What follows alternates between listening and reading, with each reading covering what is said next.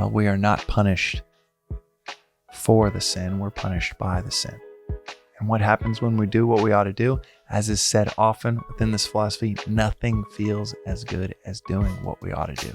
We are back with another reflection on the Daily Vedantic. Today's reflection is on that which agitates.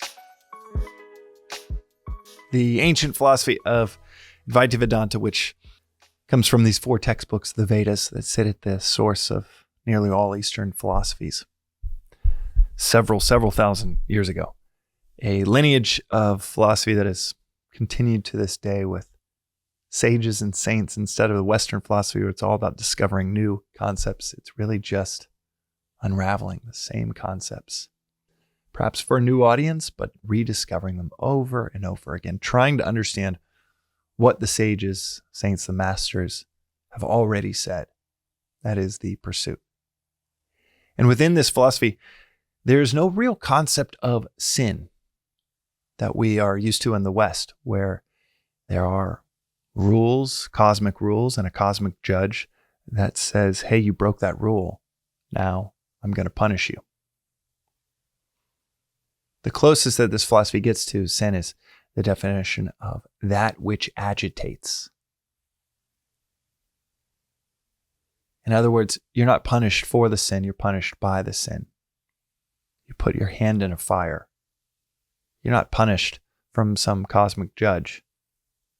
You're punished by the burns on your hand. The agitation that we feel when we wrong another, when we lie and we realize, oh shit, that was expensive because they might find out and this is going to destroy or at least set back our relationship quite a bit. I just took out a hefty expense, potential expense, if they figure it out. I hope they don't figure it out. Oh no. Did I even say it right? Are they going to talk to so-and-so? Oh, they might find out. And it weighs on you. It agitates you. It has nothing to do with the act. And something we've said recently in an episode is it's not what you do, it's what you do it for. Eating meat might be completely fine for someone. For someone else, they feel something that agitates them. Someone might be at complete peace eating ribs, eating a steak.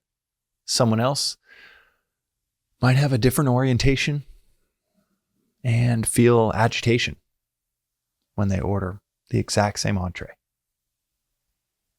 And this philosophy says that's not a sin if it doesn't agitate.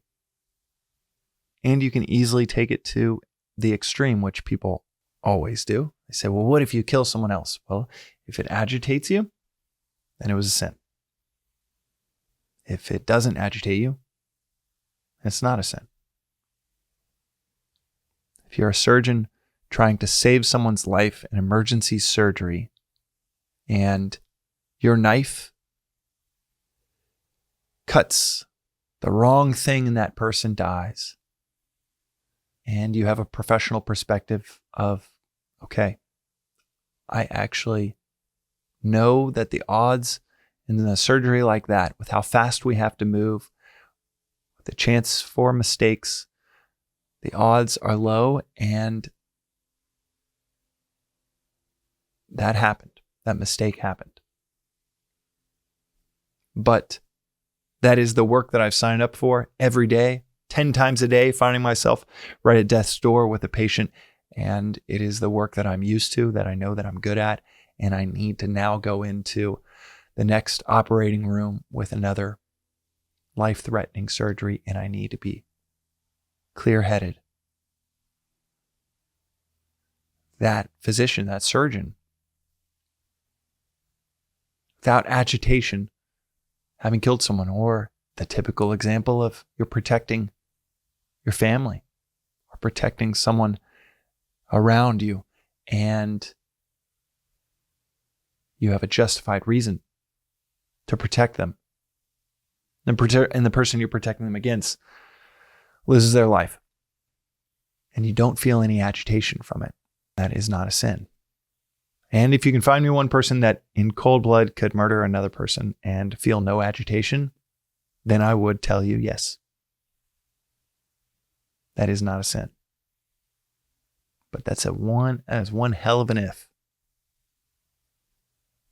It's hard for me, even in imagination, to create someone like that, much less try to find that person in real life. But yes, that is what the philosophy says. Take it or leave it. It might make sense to you. It might not make sense to you. This philosophy is like a buffet. You can leave things on the shelf. But that actually makes far more sense to me than a cosmic judge that's watching every move and keeping a tally, and then is going to rack up the scores at the end and give you a punishment. That sounds far more far-fetched than anything articulated at the top of this episode. And what's really interesting here is that this philosophy is saying that you're not punished for the sin, you're punished by the sin. Sit lazily while those around you are cleaning up the house and you know you could help and you choose not to. That's going to be agitation that you've signed up for. Lie, cheat, or steal, that's agitation that we sign up for. You can feel it. You feel it in your gut anytime that you partake in what you know you shouldn't do. And it agitates. That agitation is interrupted desire. So how does this philosophy define sin? It is that which agitates. And furthermore, what do we incur when we incur sin? Well, we are not punished for the sin, we're punished by the sin. The agitation itself is the price we pay. What hangs on the other side of doing what we ought to do? Contextually, what we know we ought to do. Not some list of 10 commandments, but knowing that, okay, when I do what I ought to do, in any and every aspect of life, through reflection, through contemplation, through study, through awareness, you start listening, become more and more aware of what you ought to do in each scenario in life. And what happens when we do what we ought to do? As is said often within this philosophy, nothing feels as good as doing what we ought to do. Swami will say this in lectures, and it's just such a beautiful articulation. I mentioned in our house in front of our little kids, 6-year-old, 3-year-old, 1-year-old, all the time. Nothing feels as good as doing what we ought to do. Because that's what hangs in the balance. That's the upside. Not just no agitation, but that inner bliss of knowing, today I did what I ought to do. That gym workout, that hard conversation at work, that 5-hour task you'd been putting off for 2 weeks, nothing feels as good as doing what we ought to do. It's in alignment with the universe, with our community, with our families, with our coworkers, and with ourselves, that cannot be touched by the indulgence of any sin. It's on a whole nother, it's a difference in kind, not a difference in degree from some sensual enjoyment. Nothing feels as good as doing what we ought to do. That is a daily reflection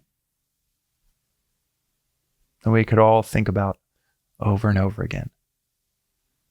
And it's that nothing feels as good as doing what we ought to do. It's not just the absence of agitation.